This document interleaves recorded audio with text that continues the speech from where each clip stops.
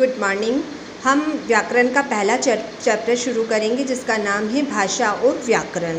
भाषा क्या किसे कहते हैं, व्याकरण किसे कहते हैं आदि इस बारे में हम इस चैप्टर में जानेंगे।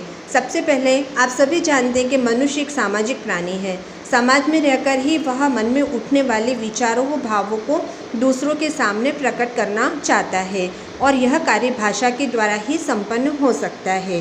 भाषा के बिना सामाजिक कार्यों को ठीक ढंग से संपन्न कर पाना असंभव है।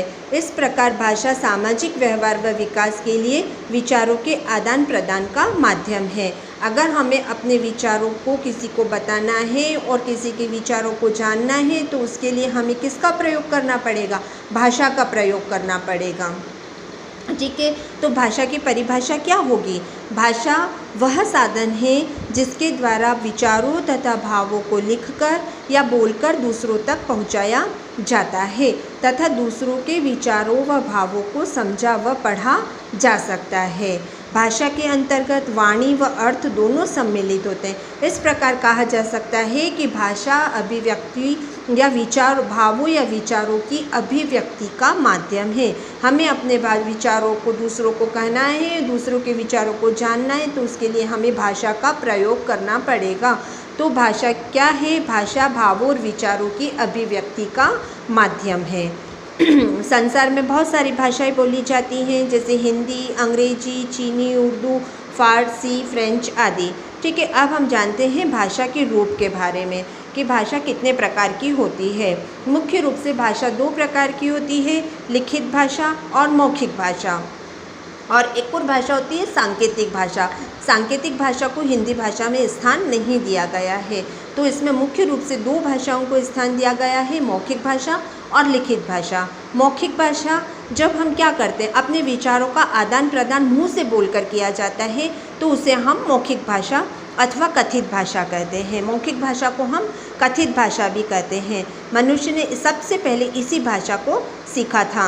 जब दो या दो से अधिक व्यक्ति आपस में बातचीत करते हैं तो इसी भाषा का प्रयोग किया जाता है। कहानी सुनाने में, भाषण में आदि में मौखिक भाषा ही अपनाई जाती है। अध्यापक किसी भी कविता की व्याख्या भी मौखिक भाषा में विद्यार्थियों को बताते हैं। जो हम आपसे ओरल एग्ज़ाम लेते हैं, जब हम आपसे कोई क्वेश्चन पूछते हैं तो आप हमको किस तरह से उस आंसर का जवाब कैसे देते हैं? ओरल मौखिक रूप में मुंह से बोलकर देते हैं। तो जब हम किसी अपने विचारों का आदान प्रदान मुंह से बोलकर करते हैं तो वो भाषा क्या कहलाती है? मौखिक भाषा कहलाती है और इसे हम कथित भाषा भी कहते हैं। ठीक है, दूसरा आता है हमारा लिखित भाषा। जिस भाषा से लिखकर या पढ़कर अपने विचारों या भावों को समझा जाता है उसे हम लिखित भाषा कहते हैं।